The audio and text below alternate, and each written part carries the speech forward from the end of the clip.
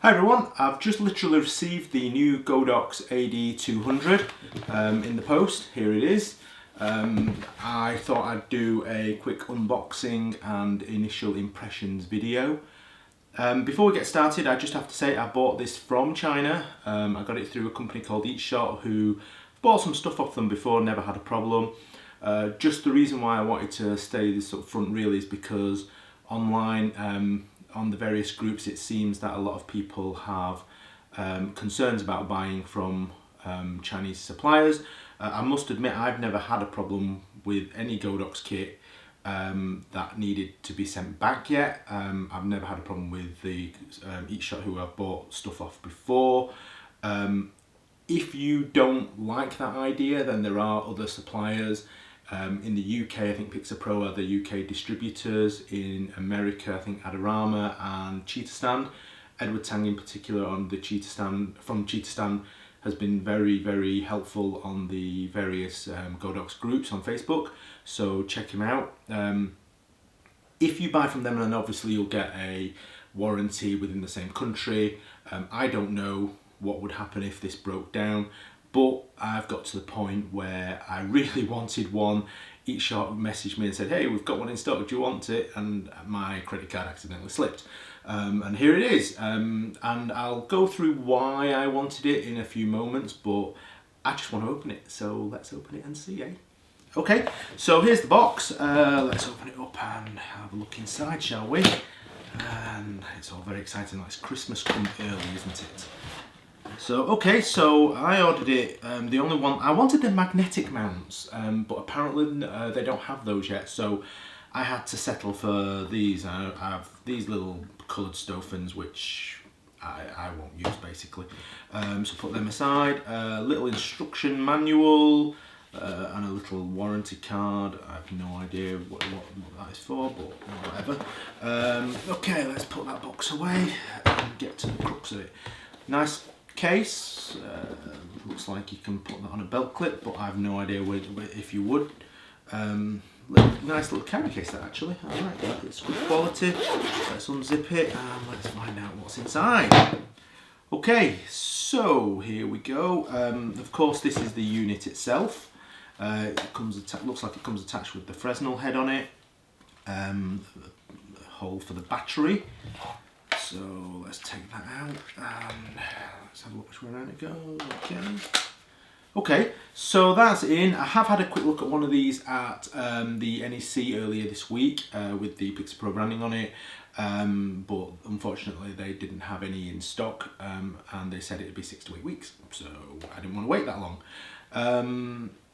And here we go. Let's have a look how we turn this on. Okay, so here we've got an on-off switch at the side. I don't know if you can see that on the camera there. So I just push that up, I guess. Hold on a minute. How do you do? Ah, like that. Okay. So let's have a look. Let's have a look. Okay. Okay.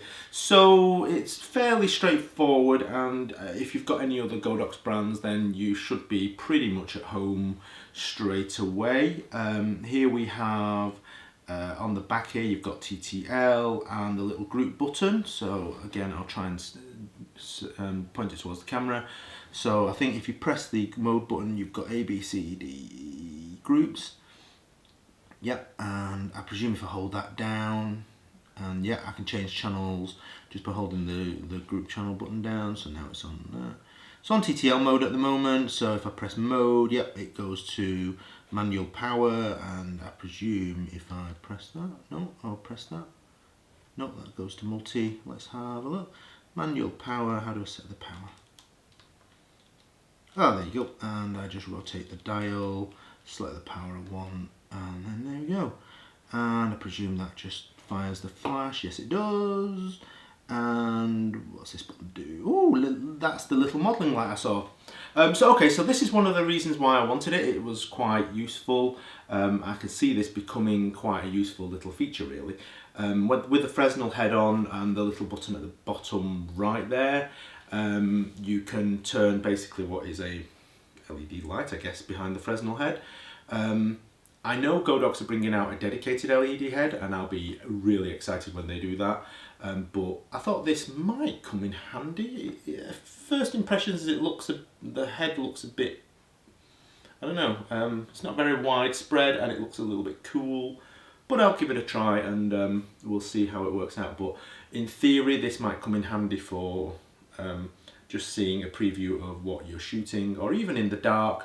If you wanted a quick video light type thing, then it might come in handy. I don't know yet. We will see. Okay, so you can swap the heads, which is the beauty of this. I think what got a lot of people excited, so you can just take that off with a little clip at the side like that.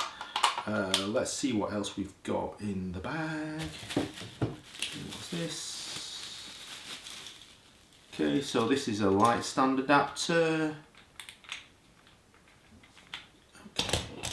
So here you can attach this to the bottom or to the side. The bottom there, that's the side, sorry. So you can mount it on a light stand, either portrait or landscape mode, depending on what you're after. It's nice that it comes with it. So this goes in like that, I guess. And it's got a little umbrella hole there. And let's just... I mean, I did see someone the other day who said, oh, they can use this as like a trigger to a pistol grip to hold it with, like that, I guess.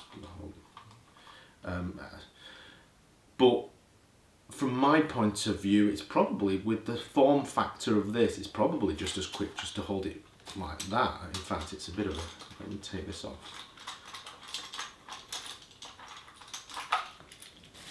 It's probably just as quick to get someone to handhold it that way or that way. You know, it is pretty easy to hold. But I guess if you wanted that, it's there for you to do. What else have we got in here? We've got a UK charging cable, which is good news. I guess this is the charger. Yep, that's the charger. And this, of course, is the bulb. It doesn't really come with a protector on it, but I guess it's in the middle of the case. And it's a pretty solid case, so I'm guessing they've tested it. Don't know, but we'll see. This is the bare bulb head holder, of course. And just plug it in. There's a little red dot on the bottom of the bulb, as well as on the bottom of there. So you just line the two up and push it in. And of course here you can mount the umbrella mount if you've got the Godox. If you're familiar with the AD360, then you can mount it there. And here you can tighten the softbox or beauty dish or whatever else you're attaching at the front. And just to turn, just to switch it, you just flick that switch down. Which way is it? Unclip the head there, and which way? Oh, it goes on one way, and there you go. You've now got a bare bulb, which you can attach accessories to. And let's just have a quick look. One of the things that everyone was quite happy to see was the increase in recycle time. Apparently, it's about 2 seconds. So let's see if that's true. See, so that's 1/1 now, and let's give it a try. Ooh, 1, 2. That's pretty quick. 1 Mississippi, 2 Mississippi. That is 2 seconds. That is pretty impressive. Okay, so that's the quick unboxing and whistle-stop tour of the features, I guess. For me, just a few words of why I wanted one of these. I've been a user of Godox for quite some time now, as people who regularly watch my page and have spoken to me on the groups will know. Real fan of the ecosystem that they've built. And this really is the flash that nobody knew they needed. I've been using the 360 for quite some time, really like that flash, but the biggest disadvantage is the cable with the external battery, which means that I have to clamp it onto a light stand or a monopod, and then the flash unit goes on top. It just makes the whole thing a bit cumbersome, and my assistant or a usher or whoever I'm asking to hold it has to wander around with this great big thing. This is a little bit, tiny bit bigger than a speed light, so it should fit much easier in my bag. It's got a built-in battery which saves the space, and yes, it's not as powerful. This is 200 watt second, I believe the 360 isn't really 360, it's slightly less than that. So this is significantly less powerful, but quite often I don't need that power. So to give you an example and why I really wanted this flash quickly, is because I've got an evening shoot, a nighttime shoot in London in a couple of days' time, and I don't really want to carry the 360 all the way down along with all my other camera and kit. One of these should fit in my bag much easier, like a speed light, and with the shoot being at night, I really don't need the power of the 360. This should be more than enough. So that's why it's the space saving. As a wedding photographer, we draggle around so much kit that any way of saving space is really welcome, and being able to ditch the 360 and the external battery and etc is great. The 360 is probably something I'll leave in the back of the car, get it out if I really need the extra power. But what I'm hoping, and I will test it in the field and let you guys know, is that this will start to replace the 360 in most situations. I'm not thinking it'll be a complete replacement, but certainly this will give me some flexibility. So, you know, I can use it as a straightforward flash with this head on, or I can use it with bare bulb if I need it to attach something like a beauty dish or a softbox to modify the light a bit. Yeah, so first impressions, I really like it. It's really solidly built. You know, you've seen me do 2 flashes on it, and the recycle time is quick. I like the on-off switch at the side because it doesn't look like it will be easily flipped on and off. And yeah, the things at the back seem really easy to use, the buttons at the back, sorry.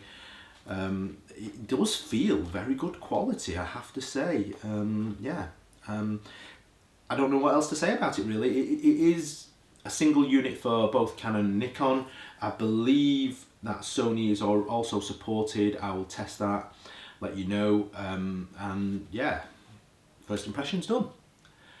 If you don't subscribe to my page already, hit the subscribe button. I'll put up a longer review once I've had more time to play with it. Thanks for watching.